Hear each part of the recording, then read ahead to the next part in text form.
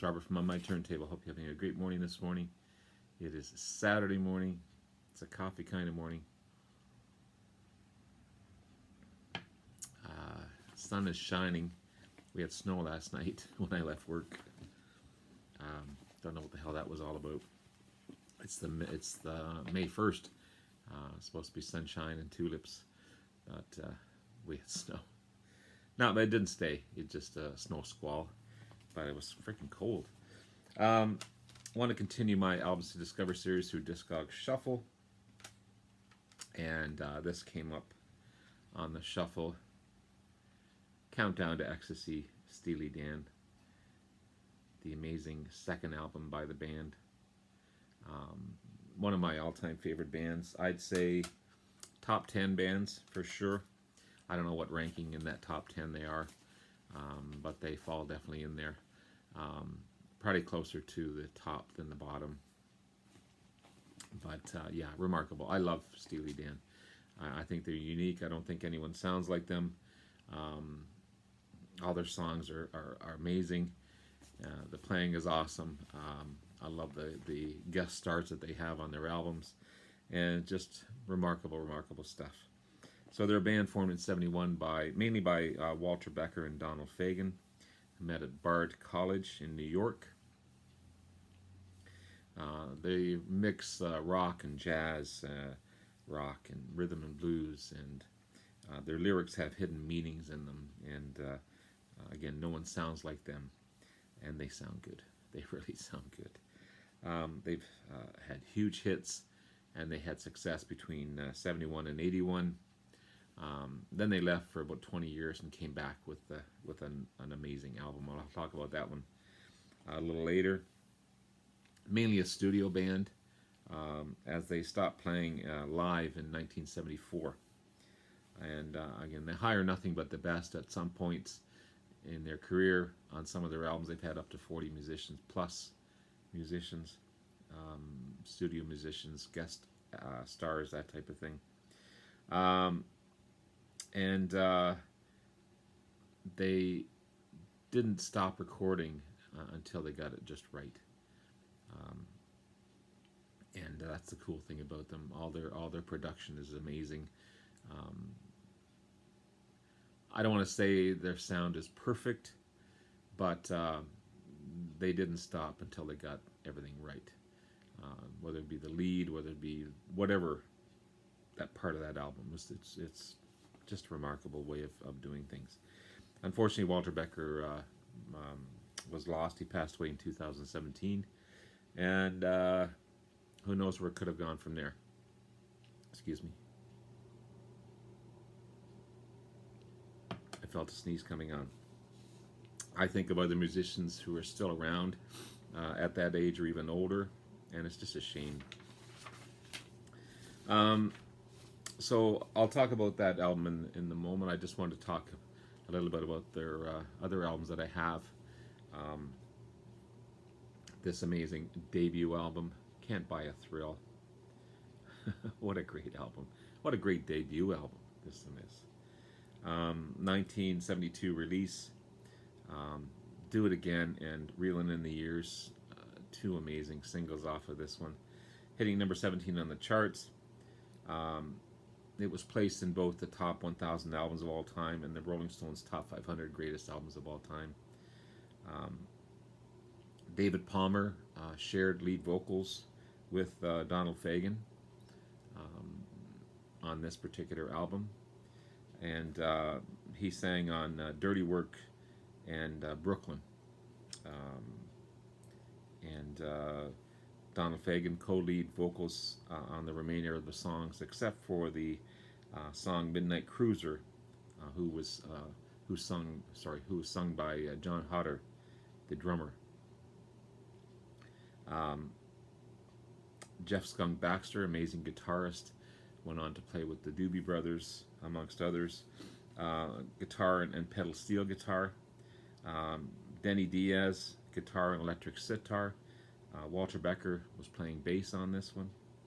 And again, as I mentioned, John Hodder on drums and lead vocal on the Midnight Cruiser song. But what a great album this is. What a great debut album this is. So, so good. So there's their first one. Again, I'll talk about their second one in a moment. Countdown to Ecstasy. Great, great album.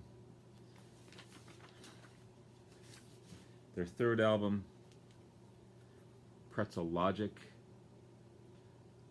One of my favorites. They're all my favorites, but it's a good one. I also have it on vinyl.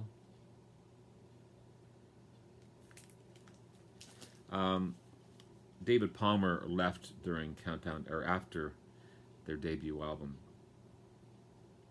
and so on this one, Donald Fagen is all lead vocals.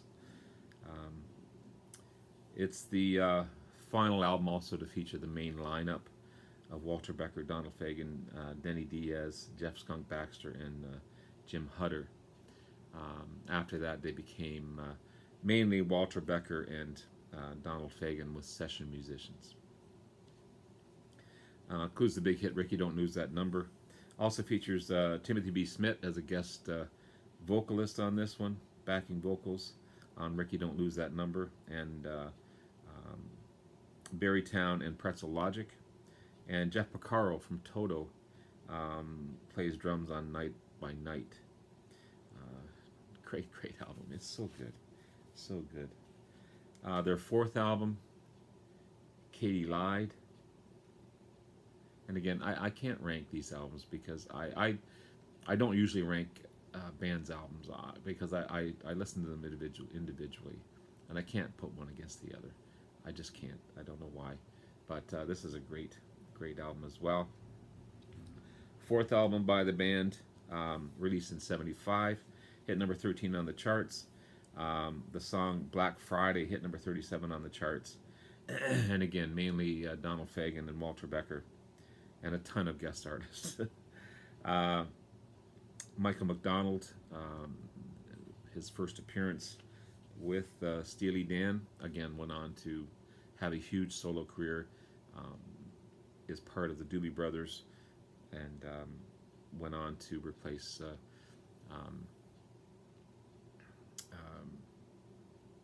oh shoot, I just had a brain fart there. Their guitarist, Tommy Johnson. Sorry, Tommy Johnson. Yeah, Tommy Johnson. Jeff Porcaro also played drums on this one, on all the tracks except for on all the tracks except for Any World. That's bugging me now. That's bugging me. I don't want to get that wrong.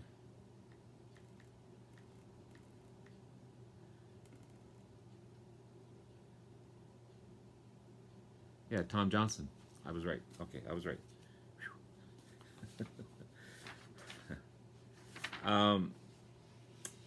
Great guitarist Larry Carlton played on the track Daddy Don't Live in That New York City No More. Denny Diaz appeared on this one again as a guest, playing lead on Your Gold Teeth number 2. Rick Derringer, the cool Rick Derringer from Edgar Winter Band, played a solo on Chain Lightning, and a ton of more session players on that one. So cool stuff. The Royal Scam, another amazing album. This is their fifth album, released in '76, peaked at number 15 on the charts. One of my favorites again. Walter Becker, Denny Diaz, Larry Carlton, Elliot Randall, and Dean Parks all played guitar on this one. So again, nothing but the best. Walter Becker was a pretty damn good guitarist as well. Kid Charlemagne, big hit off of this one. There's also an Eagles reference, the band Eagles, in this one. Part of the lyrics is, turn up the Eagles, the neighbors are listening. So Glenn Frey from the Eagles said that Walter Becker's girlfriend loved the Eagles and played them all the time, and it kind of drove Walter Becker nuts. So the story is that Walter Becker and his girlfriend were having a fight, and that was said during the fight. It turned out the Eagles, the neighbors are listening. So the Eagles and Steely Dan shared the same manager, Irving Azoff. So the Eagles, they weren't rivals, but they kind of paid homage to Steely Dan and kind of became a friendly rivalry. So in the line in Hotel California, they stabbed it with their Steely knives, but they just can't kill the beast. Is homage to Steely Dan. I didn't know that until I researched this. That's remarkable. It's so cool, so cool. This fine album, Asia. This is just hit after hit after hit on this one. It's probably their most commercially successful album to date. 1977 release, sixth album by the band. Again, 40 musicians on this one. Guest musicians. 3 big singles, Peg, Deacon Blues, and Josie. It just remarkable stuff. It was nominated for Grammy Award of Album of the Year and Best Pop Performance by a Group or Duo. And in 2010, the Library of Congress selected it for preservation for being culturally, historically, artistically significant. It's just remarkable how a band can be this successful and have one of their albums put in by the Library of Congress. It's pretty cool. Pretty cool. Gaucho, 7th album by the band, released in 1980. Another fine album. Again, another one with over 40 musicians on it. That's another Grammy nominated album. Hey 19, the big hit off of this one. It'd also be the last album they would make, and they took a 20-year hiatus, basically. Babylon Sisters, awesome track. So good on this one. You got Hey 19, Glamour Profession, Gaucho, Time Out of Mind, My Rival, and Third World Man. Remarkable album. So after a 20-year break, they came back with this amazing album. This is Two Against Nature. And yeah, their first album in 20 years. Cousin Dupree, cool track on this one. If you listen to the lyrics, kind of creepy. But yeah, it's Janie Runaway, another cool track. What a Shame About Me. Two Against Nature, the title track. Almost Gothic. Jack of Speed. Negative Girl. And West of Hollywood. And Gaslighting Abbey. Won 4 Grammys, this one. Album of the Year, Best Pop Vocal and Best Engineered, and Best Pop Performance by a Group or Duo. Platinum selling album. So for a band to go away for 20 years and come back and put together an amazing album like that, it's just remarkable stuff. So getting back to this one, their second album, Countdown to Ecstasy. You've got Barevastva. It's always a hard word to say, unless you're singing the song. Razor Boy, The Boston Rag, Your Gold Teeth, Showbiz Kids, cool track, My Old School, Pearl of the Quarter, and King of the World. Awesome stuff. Uh, as I said earlier, second album by the band, released in '73, recorded at the Caribou Ranch in Colorado, which was famous for Chicago. Recorded a lot of their albums there. Um, and David Palmer had left the group after their debut album, and a lot of critics didn't think he fit into the band, and they were glad to. I think they think Donald Fagen's a better fit, and he is, in my opinion, he is. He sang all the leads on this song. Although it was a critical success, it didn't really generate a hit single.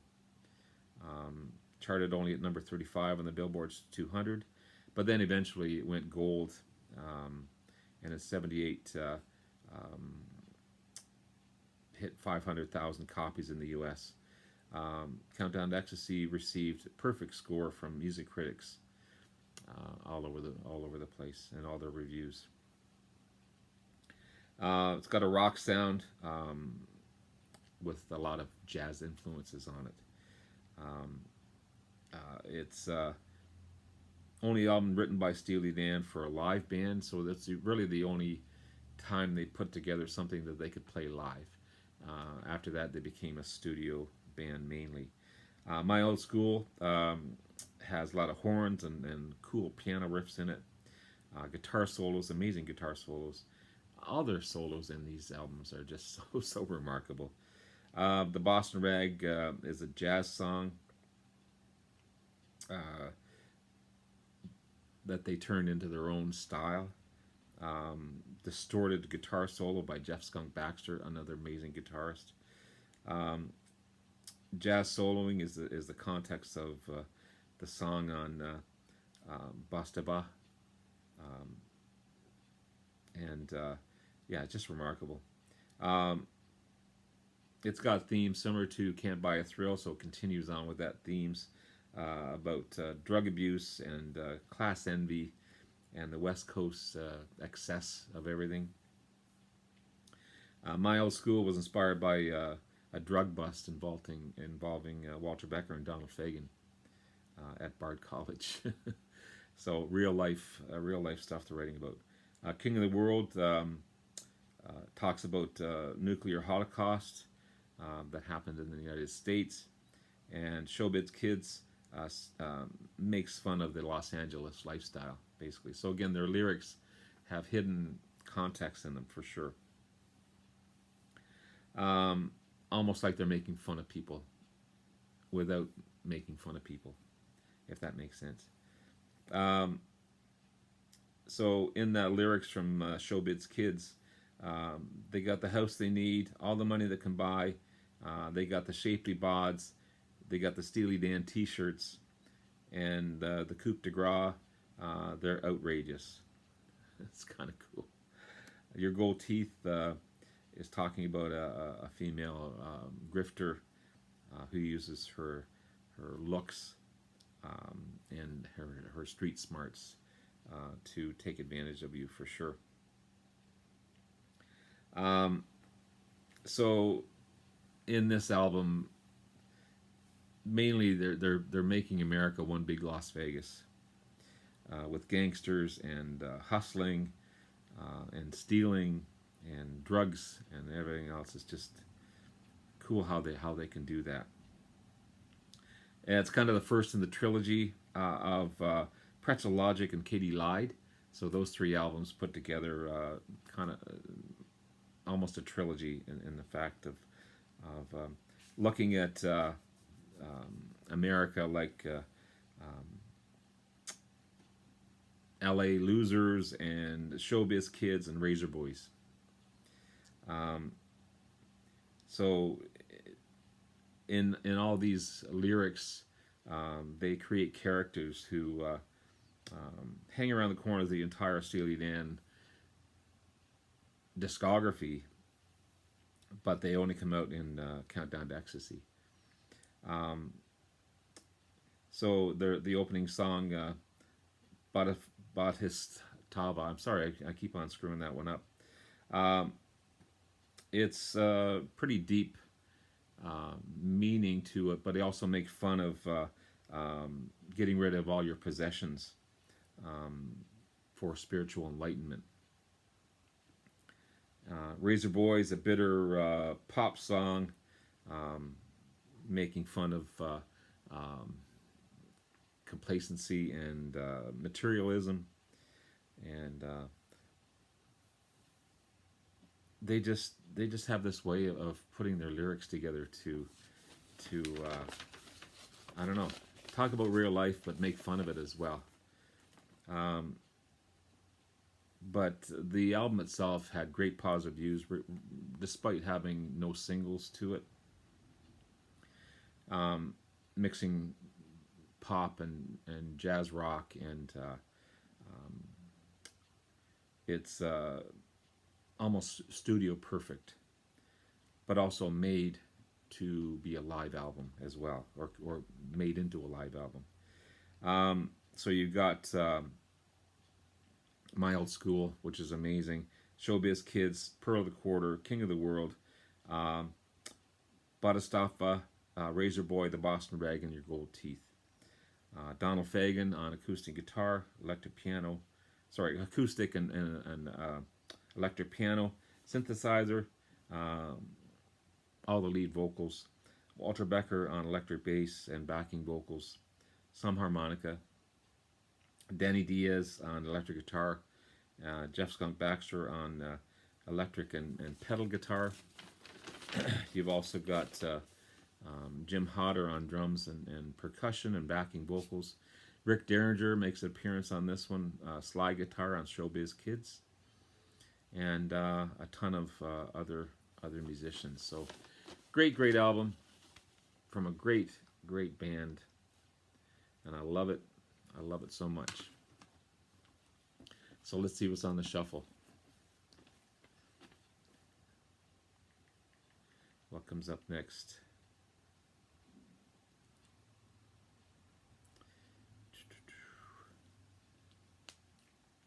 There's nothing up my sleeve. Go to random item. Rainbow Rising. We haven't talked about Rainbow in a while. Awesome band. Awesome album. So there you have it. There you go, guys. Thanks again. Love you all. Hope you enjoyed. Hope it wasn't too wordy in this one, but I want to extend it and make it more informative.